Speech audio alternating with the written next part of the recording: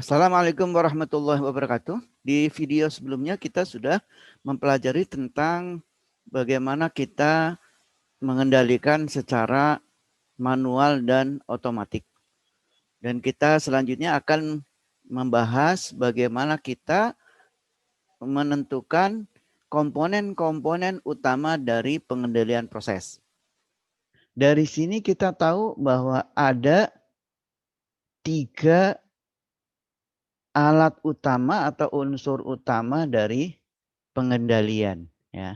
Jadi sini ada 3 alat utama dari pengendalian, ya. Yang pertama adalah sensor, ya. Kemudian controller dan final element, ya. Ya kita baik manual control maupun automatic control ini harus memiliki sensor, controller, dan final element. Ini sebagai sebuah elemen yang utama, 3 elemen utama dari pengendalian. Kalau salah satunya tidak ada, maka tidak akan terjadi pengendalian secara tadi feedback control, ya. Loop tertutup, ya. Tidak ada sensor, kita tidak bisa mengukur matanya berarti seperti menutup mata, nggak tahu kondisi sebenarnya seperti apa, aktualnya seperti apa. Jadi nggak bisa mengendalikan. Nggak ada controller tentu tidak ada yang bisa mengendalikan, tentu ya uncontrol, ya tidak terkendali. Nggak ada final element, ya ini di dalam hal ini berupa katup, baik dia manual control, manual valve atau control valve itu. Kalau tidak ada maka juga tidak bisa melakukan aksi untuk bisa mencapai harga yang diinginkan atau set point. Jadi ini penting. Di sensor untuk manual control adalah termometer, sedangkan kalau di otomatis biasa menggunakan thermocouple atau yang lainnya. Kemudian kontrolernya ini adalah otaknya manusia, gitu. Nah, di sini juga di samping sensor itu adalah kalau di manual termometer juga mata dari sang operatornya, ya. Jadi 2 hal.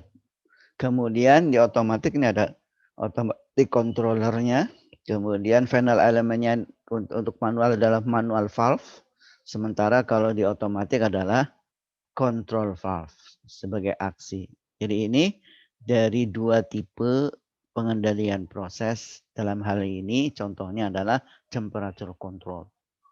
Oke. Kemudian sebenarnya sudah kita bahas di awal pembahasan simulasi dinamik proses kimia, tapi kita akan ingin mengingatkan kembali terkait hal ini, yakni kita ingin menjawab pertanyaan why we need control in process. Jadi kenapa kita memerlukan kontrol dalam berbagai macam proses yang ada di proses kimia? Tuh. Tentu kita tahu bahwa setiap proses itu memiliki operating condition, baik itu temperature, ya, baik itu pressure sebagaimana sudah kita pernah kita sampaikan, ya. Jadi temperature, pressure, flow rate, mungkin composition, kemudian mungkin yang tidak disebut di sini adalah level, ya. Nah, kemudian pH atau pH, density, viscosity. Nah, ini yang biasanya ada di operating condition. Ini yang agak sulit-sulit adalah ini, kemudian ini, dan ini. Sehingga biasanya composition, density, viscosity control itu diwakili oleh biasanya suhu, ya, sebagai wakil dari kondisi operasi tersebut, ya.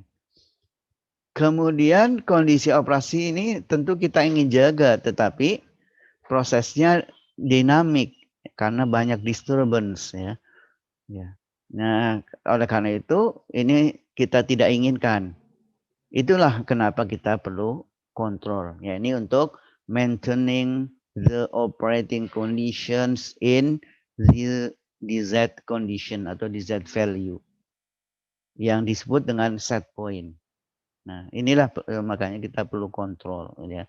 Jadi kita mengendalikan berbagai macam operating condition ini terhadap berbagai macam gangguan atau karena kita melakukan perubahan set point. Ini untuk menjawab why we need control in processes. Ya. Sekarang yang pertama kali kita bahas adalah manual control, pengendalian secara manual. Ya.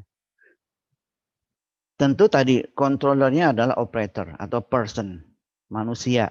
Dalam hal ini adalah brain, otaknya sang operator. Kemudian yang kita inginkan adalah kita mendapatkan persen valve opening secara manual.